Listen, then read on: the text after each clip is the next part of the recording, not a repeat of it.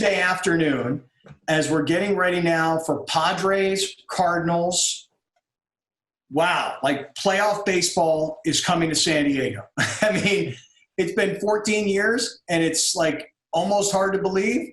But the beauty of all of this is the way the Padres ended the regular season. Everybody was starting to get worried, like, oh, no. In fact, I saw somebody put a tweet out of an open-wheel racing vehicle, a car, and the tires were just falling completely off the car. Like the wheels are falling off the Padres. That would be me, sir. Who is that? Well, I tweeted Captain it. Panic. That's who. Dun, Yes. dun, dun, dun, Captain Panic. That's a great comic book because I would be that hero. It was when Lamet got pulled on Saturday. I was like, here we go. Clevenger, Lamet, we just lost like 3 in a row or whatever. I thought it was over. I was like, this is what I was waiting for. All right. Well, the road to 37. Heath, I don't know if you know this or not. Heath Bell, the former Padre All-Star closer. 37 wins was the Padres' regular season total. And John Browner here, one day, just pulled right out of his ass. You know what? Wow. The Padres are going to win 37. Wow. He didn't, like, put a lot of thought into it. He didn't go, like, win, loss, win, loss, win, loss. He didn't do any of that. He went, I think the Padres are going to win. And from out of thin air, he pulled 37. And somehow, unbelievably and brilliantly simultaneously, Browner got it right. The Padres won 37 games. That's how home run hitters do it. They just, pull it right out. Thank you, Heath. Thank you. Thank you, Heath. We are operating on a higher level of baseball than these two gentlemen. We don't take it personal, Heath. We somewhere else. We let these earthlings continue to dabble in the small things. Us believers, we know what the Padres are going to do. That's right. All right. So what, John, what are you going to think? How are they going to do in the playoffs? Oh, I got him at least getting to the World Series because I think the Dodgers are classic chokers. Once the pressure actually gets on, I think they're going to melt. Alex brought up a great point about pitching yesterday. And I said, they do got Clayton Kershaw. He's the biggest postseason choker of them all. So once you knock that guy down, the rest of them kind of fall like dominoes through the previous history of the franchise when they've been competing these last 6 or 7 years. So I'm not worried about them, believe it or not.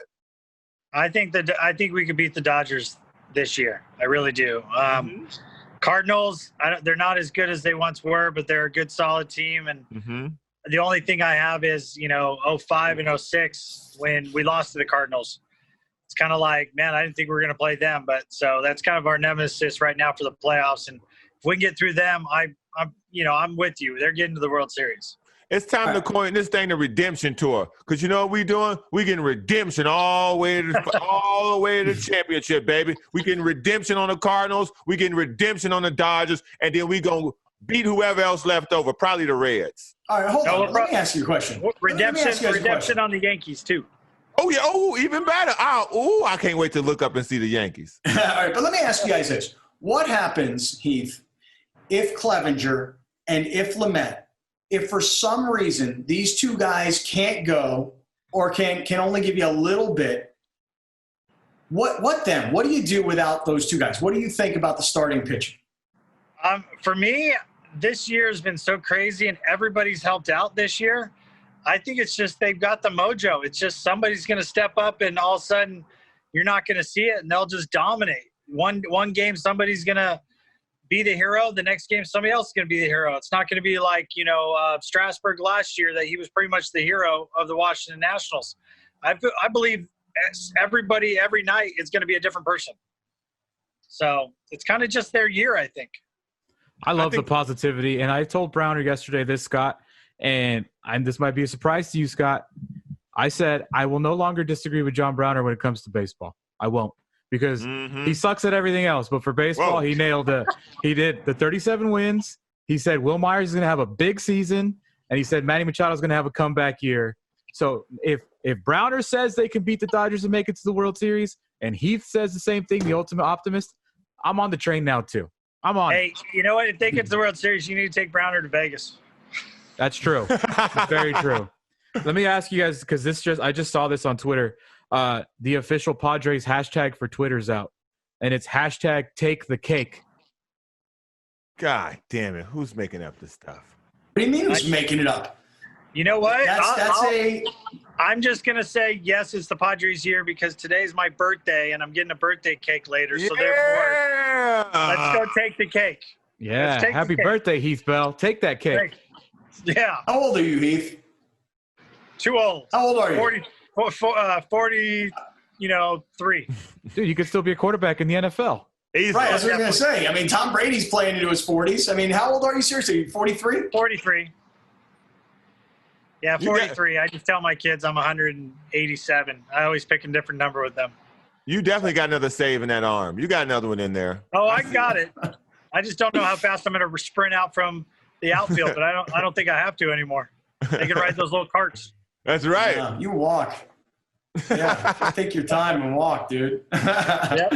Well, happy birthday. So, hey, by the way, the whole hashtag take the cake, Browner, I don't think that's like a Wayne Partello creation.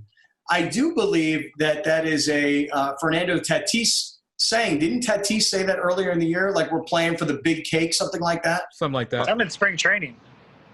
Yeah. I think the original spring training he said that. Listen, at this point, I don't care, man. Hashtags don't play. I don't like it. Get on the field, man. First pitch, when we ready. Whatever. Just start the game. All right, hold on. Real question, because yesterday, whatever about the hashtags, right? No one used whatever. Yesterday, though, the ultimate optimist, John Browner, was very negative, Heath Bell, and this is your area of expertise, because he did say that the bullpen worries him. Of everything on this team, the bullpen worries him. I told him, if you get me to Pomeranz and Rosenthal, I'm very confident in that. But those middle innings, 5, 6, 7, that's where it's shaky. What do you think about the bullpen? I think that's the only weak link in the mid bullpen, the mid area of the Padres this year, because we've had so many guys pretty much have the role. But this is where, this is playoff baseball. This is where the starters go a little bit farther. The bullpen guys maybe throw 2 innings instead of 1 inning. So, like I said, I think before there's going to be a different hero every night. And I just believe the Padres are full of a bunch of heroes. And somebody's just going to step up, and it's going to be probably multiple people that step up in this playoffs for them. So I think they're going to be okay. But going into the playoffs, the mid bullpen is my only worry. All right, Heath Bell is here. Let me ask you your opinion about the Cardinals, because we're talking about the Padres. But the Cardinals are very interesting, because I know for me, the only thing I was really paying attention to all season was, they had a COVID outbreak on their team. They had to bail on some earlier games. And so now, as I'm kind of picking up the story, Heath, and I'm reading about the Cardinals, to find out that they had played, Alex, what's the number? It's like 50-some-odd games in like 40 53 days. and 44, I believe, and they played 11 doubleheaders. Yeah. Yeah. So the Cardinals had to play a lot of baseball to get here. What do you think about the Cardinals? I mean, I don't know if you watch them. I didn't watch them all season long, but maybe you had a better take. I'm hoping they're a little tired. I mean, usually when you play more, you either get tired or you're a little bit more sharper. So I'm hoping that they're a little tired. I think they're a good, solid team. They're not the Cardinals that we've known the previous years to be really good. But I just think they're a good, solid team. I really do. I mean, it's very unfortunate they got to play a lot of baseball in a short amount of time, but I think that might be just on our, a favor for us. Check one that where the Padres have it, where we have some more rest than they do, and maybe they're just tired being on their feet so much or throwing so many pitches of lately. So the Cardinals have always been a fundamentally sound organization. I don't think they're going to beat themselves, but we have way more talent than they do. Statistically, we're better. Player-wise, we're better. We got more stars. Again, I keep telling people, and I'm going to keep repeating this. This is the year, man. This is the year. Nothing's getting in the way of this, okay? This is a comment, okay? This is it. This is the thing, man, okay? Don't tell me I don't care about the Cardinals, okay? I don't care, okay? Albert Pujols ain't coming out that dugout for them, okay? Who that dude doing the backflips at shortstop? Ozzie Smith? He ain't coming out of the dugout for them, okay? I ain't worried about them, okay? It's this or it ain't nothing. I ain't worried about nothing else, okay? I'm focused on what we doing, period, end of story. And I told Alex yesterday, I'm going to repeat it again today. I don't give a damn how many games they played in a row. I don't give a damn how many days they played in a row. Ain't nobody been through more tougher adversity than this Padre team, period. The manager turned on them in Texas, okay? And they turned on them and turned it into Slam Diego. They made lemonade out of lemons, man. I don't want to hear it. This the team. They switched over half the roster at the trade deadline. Look at it. I don't want to hear it. They've been jumping hurdles all year. True. Okay. I back you right there. I believe you. Well, Alex, you want to ground us here a little bit after that rant? No, what? Ain't no rant. Honesty. Listen, I told you guys that whatever Browner says goes when it comes to the Padres this year. And I'm not going to say it that loudly, but I'm going to say the same thing. I'm not worried about it. I ain't worried about no Cardinals. I ain't worried about no nothing. Whatever else he said. Ain't nobody doing backflips out that dugout. Ain't Albert Pujols chunky ass going to be at first base. Nothing. Did you say that or did I add that? You added that. I didn't call him that. You may have added that. I said Heath chunky. Bell is here. Heath Bell is in Texas. It looks like a nice sunny day in Georgetown, Texas. Where are you? What are you doing? I'm just sitting outside the back of the house. Okay, just chilling, huh? How hot is it? Yeah, it's a nice day. It's like 70 degrees. It's kind of like San Diego weather right now. All right. That's what people always say around the country especially when it's someplace hot and humid, when the humidity breaks, like, ooh, San Diego weather. Yeah, love it. All right. So I'm like, I'm going to go outside. I'm going to enjoy this weather because it's probably only going to last for a day.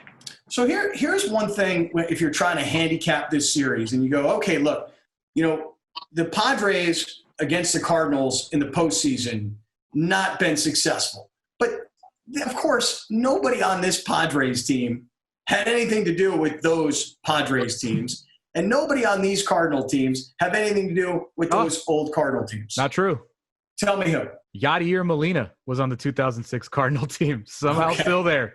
All right. Well, you got me. But Molina ran. If you guys remember, Molina ran to first base. Did you see just like a week ago? I think it was Molina triple play against the Cardinals. Molina basically walked to first, gave him the triple play. A different Molina now. Very different Molina now. Yes. Yeah. So I'll stand corrected on the one player that was actually with the Cardinals the last time the Padres played the Cardinals. But here's the thing: you think of the Cardinals as being guys who can hit bombs and hit home runs. And I was looking at some of the stats today. Leading home run hitter, two of them: Brad Miller, Tyler O'Neill, 7 home runs each. I don't know if you guys looked at any of these stats yet. Paul Goldschmidt with 6. So you think about the leading home run hitters on the Cardinals at like the 7 and 6 range. When you think of Tatis, what was the number? 17. Like Manny's in that range, 16, 17, 18. Will Myers has got to be up in the 16 range. And you're talking about 3 Padres combined for like 45, 50 home runs versus their top guys with like less than 20. Now, I don't really know if that's a byproduct of Corona and what games they played or missed. I'm just looking stats for stats. I would think the Cardinals are a big home run hitting team, when in actuality it's the Padres who dwarf them statistically in this series. What do you say, Heath? That's why it's the Padre year. I mean, the Cardinals are a good team, like I said, but the Padres, there's just something special about the Padres. I mean, they definitely have more talent. The Cardinals are just fundamentally good, and usually in the Central, they hit more home runs in the Central, that league, but they didn't do it this year. So, it's the Padres year. Everybody can kind of doubt us, but it's the Padres year. It really is. Another part of it is the division itself, which, usually is a really great division. Just on paper, again, not quite as strong, the NL Central, as it has been in years past. So I'm just thinking that maybe the Padres playing in this tough division and, having Colorado, who's real competition, and San Francisco, who is as well. The obvious is the Dodgers. I'm hoping that maybe division for division, the Padres are more battle-tested, more ready this year. Yeah, well, I mean, it's gonna come. I really believe when you're more battle-tested, there's every game is a sense of urgency. So, if you just squeak into the playoffs, or if you've been battle-tested like the Padres have this year, I think you're just better equipped for the playoffs. So, it's just one of those things. I don't know how else to say it, but it's the Padres' year. I mean, things are going well for them. Everything's going well. Everything.